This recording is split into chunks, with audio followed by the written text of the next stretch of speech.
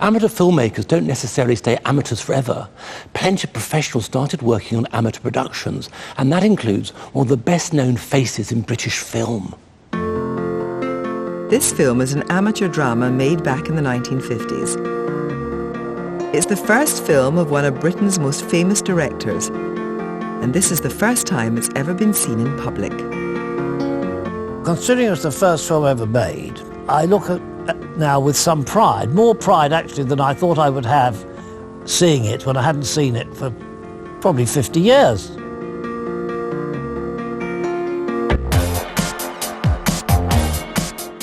Your father sent for me, which proves he didn't scare you.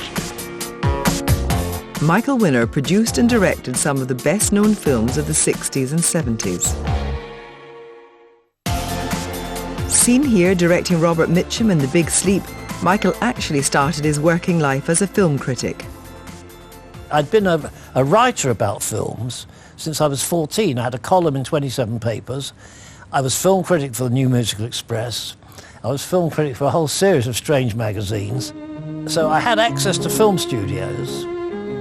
I was meeting people in the industry, but this was the first actual experience directing a film. Robin went to visit Michael in his personal home cinema for a very belated premiere. It's a good little window in London in '57. Look at those buildings.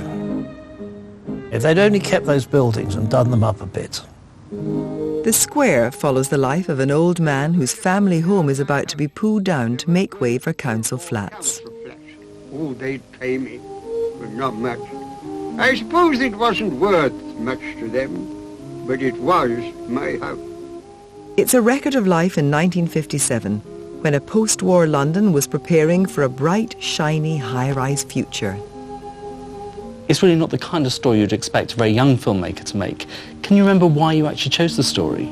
I just like the idea of telling a story of someone who appears to be down and out, and at the end, life came out well. I don't think many people would actually guess this was a Michael Winner film. Nobody gets killed, do they? Nobody gets their throat cut. Nobody gets rapes. But a great actor, this man, A. Matthews. What a face, look. It's a fantastic face.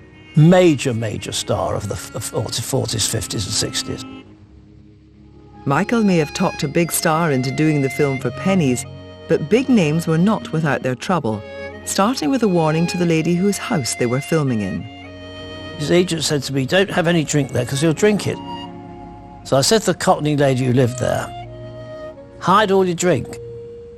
So she hid all the drink, and later he drank all her lighter fluid. He had no lighter fluid because he didn't light a cigarette after he'd been there. But a great professional, 87 years old.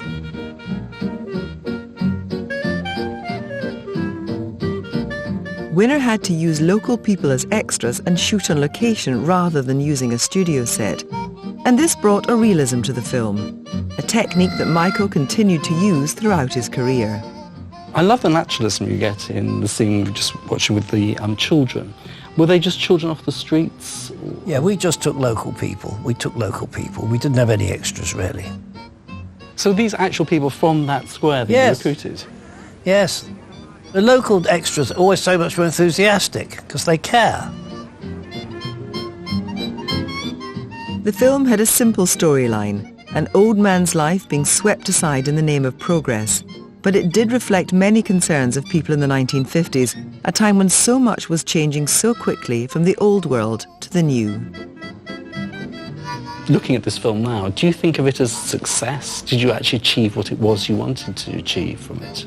I'm happy with it. I'm happy with it because it's got heart. It's the most important, it's got heart. Not totally successful, but heart. It's not glossy, but it's real. We, the people in the square, well, we know as how you're going tomorrow, and seeing as you've been here a long, long time, we felt you ought to go without a sort of celebration. Oh, come on, ducks. We're giving a party for you. Within 3 years of making The Square, Michael Winner embarked on his first feature film and went on to work in Hollywood. So just why has his very first film remained unseen for such a long time? I remember showing this to a distributor, and he just walked out. He didn't say anything, he just walked out. Can you imagine how humiliating that is when you're a young man made a film? He just walked out the theatre, didn't say a word. And I remember following him up Wardour Street. I was so desperate. I said, what do you think? He said, I hate skiffle. That's all he said. I hate skiffle. And he kept walking. I thought, well, that's not a sale. There's not a sale there for sure.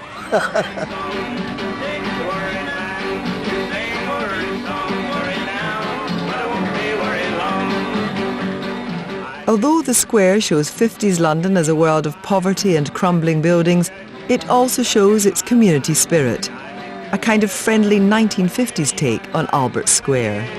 One of the things I enjoy most about the film is the fact it captures a life of London now long gone. It captures streets that have been knocked down, and also a kind of sense of community that perhaps we sometimes like to think of as being part of London's mythology. I mean, there was a spirit of togetherness that happened during the war and extended through the 50s.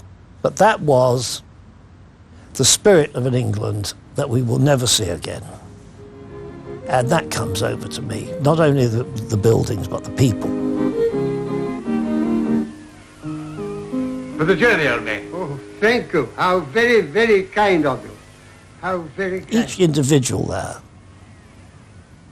is part of a lost world. It's a lost world. I find that quite moving.